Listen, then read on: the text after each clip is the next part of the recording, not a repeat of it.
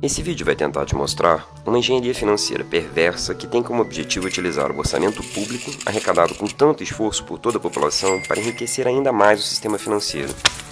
O que está acontecendo está em vias de ser regularizado é semelhante ao que quebrou a Grécia. Tudo começa com a criação de uma empresa estatal não dependente.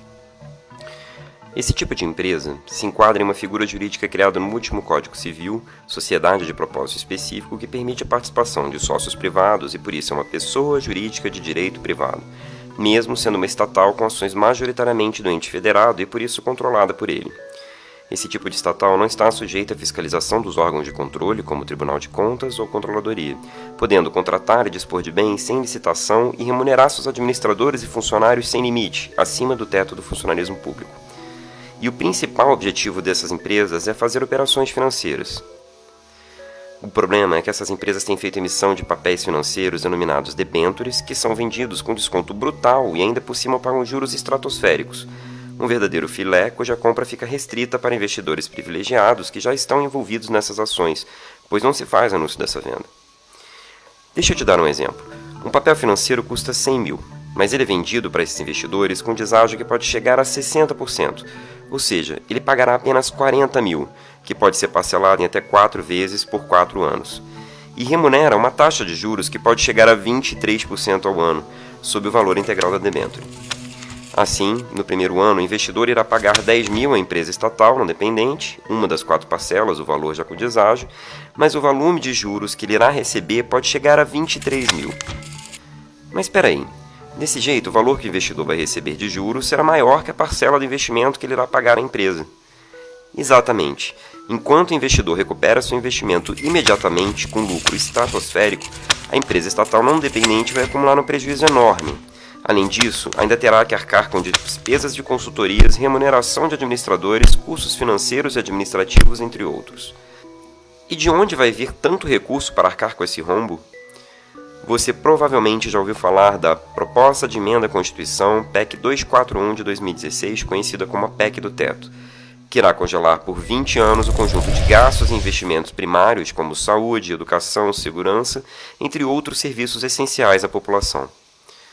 Nossa, mas se hoje esses serviços já são escassos, imagina como vai piorar tudo com esse congelamento. E todo esse sacrifício para destinar ainda mais recursos para o pagamento de juros e amortizações da dívida pública, beneficiando os sigilosos detentores dos títulos dessa dívida, que, diga-se por passagem, nunca foi auditada e sobre ela recaem diversos indícios de ilegalidade, ilegitimidade e até fraude, comprovadas inclusive por comissões do Congresso Nacional. E é justamente essa PEC que garante a reserva de recursos para aumento de capital de empresas estatais não dependentes. Dá uma olhadinha no texto da PEC.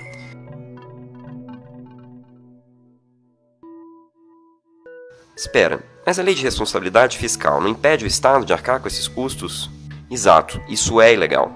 Aí é que a gente percebe a sofisticação desse esquema. A garantia do ente federado para esse negócio não é feita através de um contrato padrão, justamente porque isso vai de encontro com a lei. Por isso, a concessão da garantia está sendo disfarçada em uma operação que funciona assim. O ente federado cederia direitos de créditos recebíveis para essas empresas em troca de debêntures subordinadas, que é um outro tipo de debênture que não pode ser comercializada servindo apenas para formalizar a garantia concedida pelo ente federado. Veja bem, o texto desse negócio deixa claro que a cessão que o Estado está fazendo é simplesmente dos direitos de créditos recebíveis. Os créditos em si continuam sob tutela dos órgãos competentes, que são as procuradorias dos entes federados que seguem arcando com todos os ônus e dificuldades do processo de cobrança desses recebíveis. E o grande problema é que esses recebíveis se referem aos créditos autônomos. E aí é preciso entender que a dívida ativa constitui a maior parte desses créditos. Para quem não sabe, a dívida ativa é o volume de tributos e outros créditos devidos à União, Estados e municípios, sendo que apenas uma pequena parte desses créditos conseguem ser arrecadados. Em sua maioria, ela corresponde a créditos incobráveis, pois são devidos por contribuintes que não têm como pagar seus débitos, tais como empresas falidas, não encontradas ou que nunca existiram de fato. Por isso, a maior parte é considerada podre, isso é, não possui a menor chance de ser arrecadada.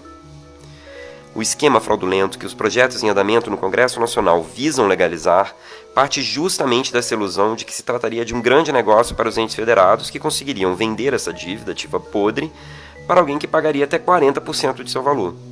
E seria essa baixa confiabilidade que esse lastro, os créditos autônomos possuem, que justificaria todas as vantagens oferecidas para os investidores. o deságio, parcelamento, juros altíssimos, sendo que, na verdade, esses privilegiados estão levando todas essas vantagens sem correr risco nenhum, já que essa operação com as debêntures subordinadas tornaria o ente federado garantidor, ou seja, obrigado a honrar essa garantia, arrecadando ou não os créditos autônomos. É um verdadeiro cavalo de Troia. E esse negócio já foi implantado em alguns estados e municípios. Esse esquema entrou no país por meio de consultorias especializadas que contam com técnicos que possuem pedigree do FMI, e ao observarmos os quadros dessas consultorias, percebemos que os mesmos têm ocupado posições relevantes nas empresas públicas não dependentes e até mesmo nas secretarias de fazenda diretamente vinculadas à implantação dos esquemas.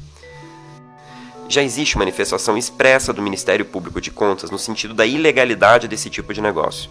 No entanto, estão tramitando no Congresso projetos que tentam legalizar esse escandaloso esquema, impedindo aos órgãos de defenderem as contas públicas.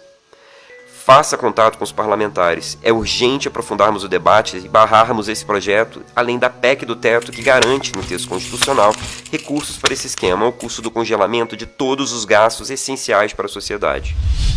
Mobilize-se.